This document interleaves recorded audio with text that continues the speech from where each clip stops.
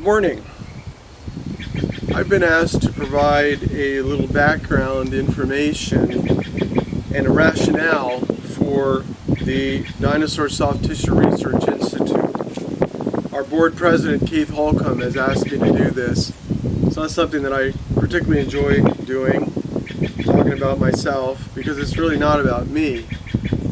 But first of all, I think it's important for me to just say a few words about my medical history over the last 10 years. Some of you may know that I've suffered from a condition called trigeminal neuralgia, which is a very painful condition to the face and head.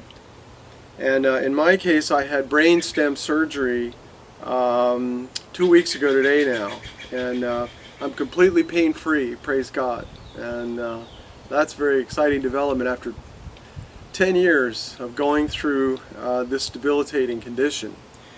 But in any event, the Dinosaur Soft Tissue Research Institute is a dream that I've had since I started investigating dinosaur soft tissues about 10 years ago now. And it's something that's really needed in our world today. Many of you might be aware of the last 10 years of my life with regards to this area of study, which is a very explosive area of study, and particularly in the United States, I'm finding that it's a real hot potato that a lot of people just don't want to investigate and look at. But we're at a crossroads, I believe, in the world right now, because I see a push, a determination, an effort on the part of many secular scientists to push dinosaur soft tissue into the background and study it from more of a molecular point of view. And there's nothing wrong with that, of course. I think that kind of study is important and necessary, but the problem is that it takes it out of the spotlight and takes it out of the eye of the public, who are generally unaware that humans are walking over a virtual global graveyard of animals, and particularly of interest to most people, the dinosaurs, and their soft tissue underfoot all over the earth. And so I think this is something that needs to be exposed to the light, studied, characterized. But with regards to the Dinosaur Soft Tissue Research Institute, this is a dream that I've had really in my heart for the last 10 or 15 years. I began looking into dinosaur soft tissues around 1998, and you may know that I've had some success at building, installing, and maintaining several soft tissue study laboratories, two of which at well-known universities, Azusa Pacific University and also California State University. But I've also built and maintained laboratories at several creationist organizations as well. But I think the time has come for an institute that is purely scientific, that will dispassionately look at, study, and characterize dinosaur soft tissues from all over the globe, because they exist, I believe, all over the globe. And it's really sort of a hot, how do I say this? This is really sort of a hot potato in biological circles to even discuss the presence and characterization of dinosaur soft tissues. But the general public is mostly unaware of the existence of these tissues globally.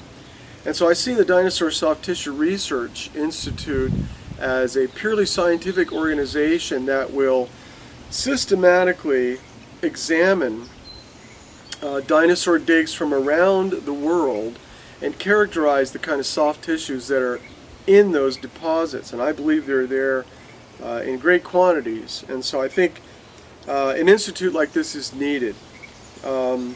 My own career, it's been an explosive issue. It's cost me friendships, it's cost me partnerships, and it's cost me in many other ways. But I have absolutely no complaints, and I'm thankful that the Lord has brought me to this place where I can provide maybe now a foundation for an organization that can be built upon. What we're trying to do is establish a foundation for this kind of an institute upon which others may come in and build. We want to maintain a scientific integrity that is characteristic of an institute. This is not really a ministry per se, although it will minister, to be sure. But I see it more as a scientific opportunity to systematically study the presence, characterization of these soft tissues, wherever they may be around the globe. We have a responsibility not only to study these, but to publish this information. And to that end, I intend to go to some of the scientific meetings around the world that I'm being invited to speak at. In order to maybe help us understand a little more effectively what my vision for this scientific institute is, I'd like to read from a document prepared in 1995 by the National Academy of Sciences entitled "Being a Scientist, Responsible Conduct in Research and Education." And they talk about the pressures that are placed upon researchers who are committed to basic research, and that is really what the purpose of the Dinosaur Soft Tissue Research Institute is. It is a basic research organization that is going to have intended or unintended consequences as a result of the research being conducted, but they talk about the pressures that are exerted upon researchers and principal investigators who need to raise funds, right, and attract donors to support the effort, who need to make connections and collaborations between like-minded investigators of soft tissue around the world at colleges and universities, and attract students, graduate and undergraduate students who can participate in this sort of a study. And there are other implications, but it's very interesting because they discuss then the responsibilities of scientists who wish to advance science through basic research. And they say even scientists conducting the most fundamental research need to be aware that their work can ultimately have a great impact on society. And I wholeheartedly agree, especially in the case of dinosaur soft tissue, which most of the world seems to be unaware of. They give two examples: the construction of the atomic bomb, the development of recombinant DNA, are events that grew out of basic research on the nucleus of the atom on the one hand, and certain bacterial enzyme systems on the other. And so they say that these seemingly arcane areas of science can have tremendous societal consequences. They say the occurrence and consequences of discoveries in basic research are virtually impossible to foresee. You cannot foresee into the future the implications that might come about as a result of the basic research that might be conducted by such an organization on dinosaur soft tissues. And that's not a bad thing. But the scientific community, they say, must recognize the potential for such discoveries and be prepared to address the questions that they raise.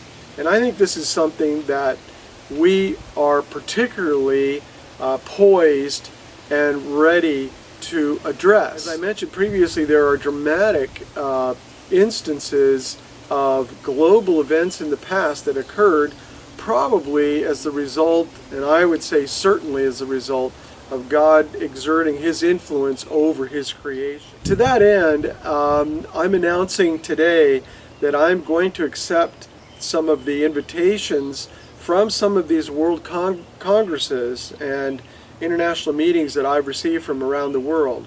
I do intend to speak to members of a stem cell conference in China in November.